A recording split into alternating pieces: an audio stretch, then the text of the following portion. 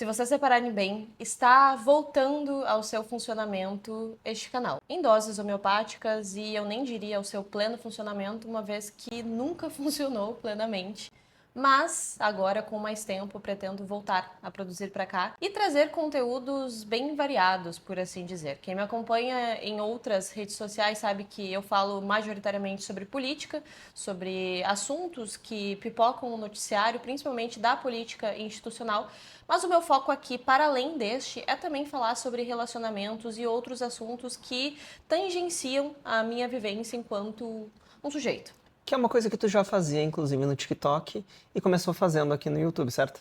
Acho que muita gente que chegou ao meu TikTok chegou pelos vídeos de relacionamento, mas isso já faz alguns bons anos. E, na medida do possível, eu pretendo retomar. Inclusive, este, como você deve ter notado pelo título, é um vídeo sobre relacionamento. Tem um precedente de um único vídeo aqui no canal, onde eu e a minha amiga Júlia, também conhecida como Musa, falamos sobre o livro de Bell Hooks, Tudo sobre o Amor. Mais ou menos neste formato será este vídeo, onde falaremos sobre Descolonizando Afetos, da Ginny Nunes. A ideia aqui não é tratar de todo o livro na sua completude, na sua complexidade, e sim falar especificamente de um tema que me tocou. Por quê? Qual que era a minha ideia com este livro?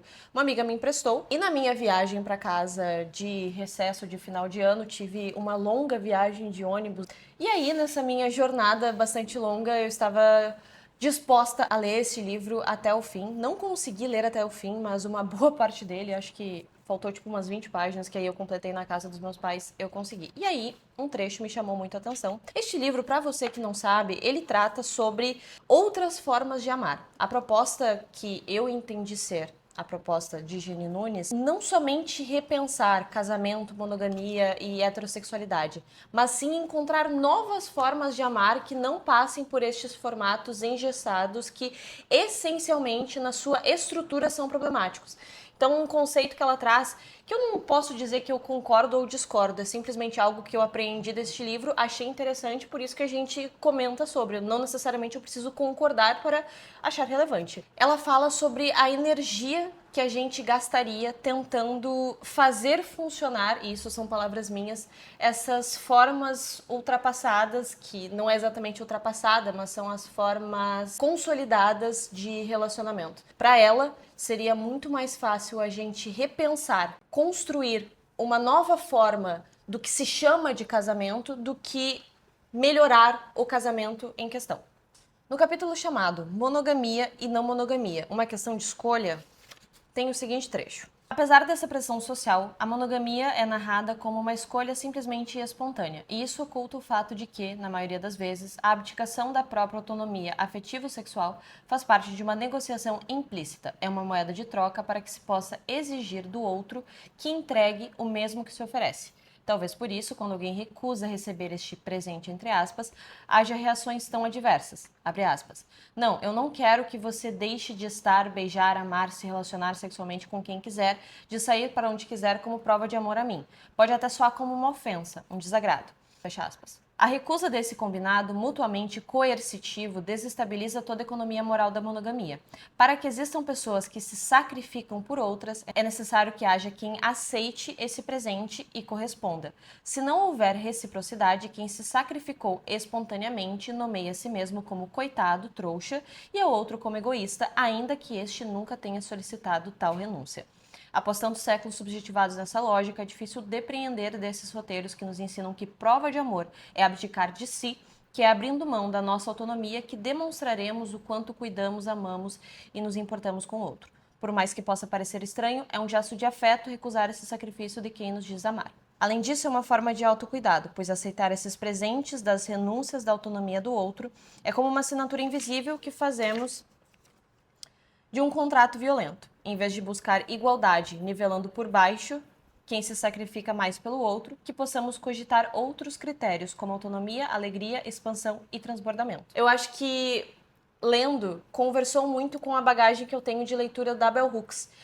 Bell Hooks, em Tudo sobre o Amor, ela faz um estudo sobre o amor, como sugere o título, e ela passa por este amor, como ele se dá na infância, como a gente aprende a amar. Uma das premissas principais da Bell Hooks é que a gente não nasce aprendendo a amar, a gente vai aprendendo isso ao longo da vida, e a forma como a gente aprende a amar pode ser bastante problemática. E ao final do livro, resumindo muita coisa aqui, ela propõe o que seria, então, de fato, este amor. E aí ela traz que seria um crescimento mútuo, um crescimento espiritual mútuo, que eu acho uma ideia muito bonita e poética, para além de bem importante para o nosso tempo. Esse amor sacrificial, que a gente vê muito vindo de uma noção cristã enraizada na nossa subjetividade enquanto sociedade, de que se você ama alguém, você se sacrifica por aquela pessoa, talvez esteja estruturando relacionamentos onde as pessoas, com o passar do tempo, se tornam infelizes, porque funciona a partir dessa lógica de renúncia. Eu renuncio tal coisa por você e eu espero que, em troca, você renuncie tal coisa por mim.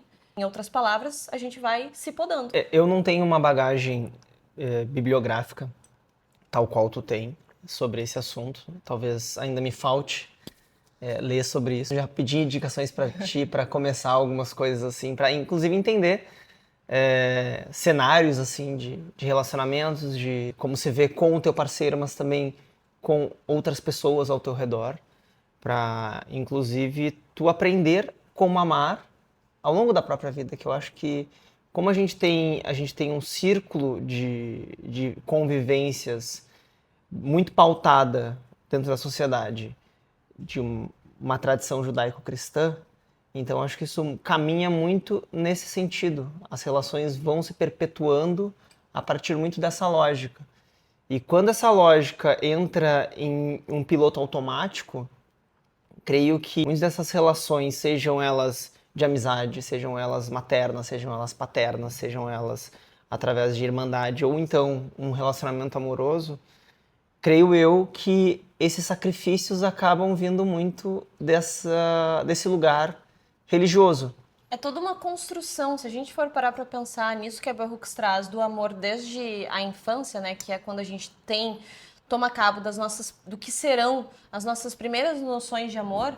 A gente tem dentro da maternidade um dito muito popular de que ser mãe é padecer no paraíso, que já traz justamente essa ideia de sacrifício. Então, se desde muito cedo a gente vem absorvendo esses ideais, a gente vai chegar no final da vida, se não tiver no final da vida não, no meio da vida, se não tiver um senso crítico de refletir sobre esses aprendizados que a gente teve desde muito cedo, e simplesmente vai reproduzir aquilo. E a gente assistiu recentemente, né, um filme documentário na MUBI sobre maternidade não falada. Bruxas. Muito interessante, porque traz uma ótica que às vezes a gente não enxerga do relacionamento materno, que é o primeiro formato de amor que a gente tem. Seja ele, e não é um amor no sentido talvez positivo ou negativo, mas é um amor. Ele pode ser positivo ou ele pode ser negativo. É indiscutivelmente interpretado como amor e não classificado, não julgado. É um amor. Se isso é bom, se isso é ruim, é um amor.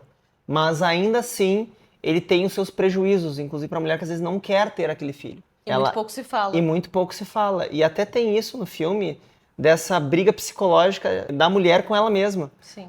Então, eu acho que esse primeiro contato de amor, da palavra amor, não digo nem do sentimento amor, mas eu gosto mais de usar a palavra amor, porque às vezes a palavra não está recheada do sentimento, mas a palavra existe ali. Uhum. Às vezes imposta por terceiros. Inclusive, a Jenny fala isso no livro, que a gente reproduz palavras como estamos comprometidos. Uhum. Só que será que a carga desse comprometimento tem a ver com um comprometimento de fato? Ou será que são só palavras que a gente aprendeu e reproduz sem se preocupar com a carga delas? A mesma coisa que se fala sobre um amor, né? Às vezes o amor tu não tem carregado no sentimento da palavra, do eu te amo, ele não está carregado do real sentimento. Ele é a palavra por si só. Ele existe. O amar existe, mas ele pode não existir enquanto sentimento. Ele existe enquanto palavra. Mas será que ele existe enquanto sentimento? Não, e divagando muito o que é o amor heterossexual padrão, a família monogâmica, a gente está falando de relacionamentos extraconjugais socialmente aceitos se for por parte do homem. Claro. Então, quando ele diz um eu te amo, se é isso que está por trás, será que é um amor de fato? Eu acredito que não. Trazendo um pouco para o nosso relacionamento, que, enfim, não é um relacionamento perfeito, em nenhum momento a gente tem a perspectiva de trazer isso ou de que a gente saiba como as coisas devem funcionar para que um relacionamento dê certo. A gente conversa muito e temos muita disposição para fazer dar certo, mas, logicamente, não sabemos as respostas de tudo. Mas nesse aspecto que a Jenny traz, nesse trecho sobre renunciar este amor sacrificial, eu acho que dentro do nosso relacionamento a gente tem muito essa dinâmica de vamos apoiar todos os nossos sonhos e ambições. E ambições não no sentido financeiro, as ambições no sentido de realização pessoal, que logicamente, uma vez que a gente está no relacionamento, essa realização passa a ser compartilhada. Porque, enfim, gostamos da companhia um do outro, mas eu acho que não tem esse costume, esse hábito de a gente podar uns aos outros, do tipo, eu não vou ir no rolê lá com os meus amigos porque eu quero ficar contigo. Se é uma vontade que um de nós tem, a gente vai estar apoiando que o outro vá. Eu gosto muito de definir o nosso relacionamento quando eu tenho conversas, às vezes, com algum amigo meu. E eu fico muito feliz que hoje, na altura da minha vida, nos meus 32 anos, eu tenho amigos com quem eu falo sobre relacionamento. Isso é muito importante. Porque eu acho que no passado, talvez há 10, 15 anos atrás, existiam poucos amigos com quem eu abria sobre relacionamentos. Qualquer tipo de relacionamento, seja um relacionamento que eu estivesse ficando com alguém me aproximando, seja um relacionamento amoroso que tivesse um tempo maior de duração. Uma coisa que eu gosto muito de ressaltar quando eu converso com algum amigo meu sobre o meu relacionamento é que eu gosto de definir, não definir e sacramentar, mas definir o meu relacionamento como um relacionamento ateu. Ele é um relacionamento sem influências de crenças, de dogmas ou de qualquer tipo de sacerdotisa. Então é uma coisa que eu vejo que a gente cria. A gente mesmo define os nossos dogmas dentro da nossa relação. Não tem culpa, não tem briga, não tem um ciúme, não tem coisas que são afetadas pensando no que a sociedade enxerga como defeitos em um relacionamento. A gente tem defeitos no nosso relacionamento, a gente sabe muito bem disso e a gente conversa sobre isso para sempre corrigir. Mas a gente vê sobre a nossa própria perspectiva para construir a nossa relação. Sim. Então eu gosto muito sempre de usar esse termo que eu falo muito, que é de ser um relacionamento ateu. E não é um relacionamento sem a presença de Deus, não é um relacionamento sem dogmas, sem culpas, nenhuma maneira que seja afetado a partir do externo. Eu acho que é nesse ponto que eu divirjo da Jenny, e não que eu esteja na posição de divergir de uma forma impactante, mas para fins desse vídeo aqui, porque eu acredito que seja possível repensar a monogamia. E claro que eu estou falando isso sem ter uma grande bagagem bibliográfica sobre estudos de não monogamia. Mas conhecendo, sabendo do que se trata a monogamia e sabendo quais são os padrões nocivos para um relacionamento saudável que essa estrutura produz, eu acho que é possível, tendo a consciência disso, tendo um senso crítico apurado, rejeitar esses padrões e fazer diferente, ainda que a gente opte por não se relacionar com outras pessoas e somente com nós mesmos. Por exemplo, não existe uma hierarquia dentro do nosso relacionamento, no sentido de, é o homem da casa que vai ter a última palavra. Nós nos vemos em uma posição muito horizontal, onde tudo é dividido, todas as decisões são conversadas e debatidas, sendo que ninguém vai ter a última palavra, ninguém manda em ninguém, não existe essa posição vertical. A gente se vê um do lado do outro e não um acima ou um abaixo do outro. Então eu acho que talvez seja possível, sim, repensar a monogamia. E talvez a gente possa pegar esse gancho do final do vídeo e daqui a pouco trazer um pouco de Engels para um segundo vídeo, se vocês acharem interessante. Mas dá para trazer porque é uma conversa bem interessante que o Engels já levantou lá no final do século XIX. Próximo vídeo sobre a família, a propriedade privada e o Estado. Perfeito. Eu não, ironicamente, tinha pensado em começar assim os nossos votos de casamento.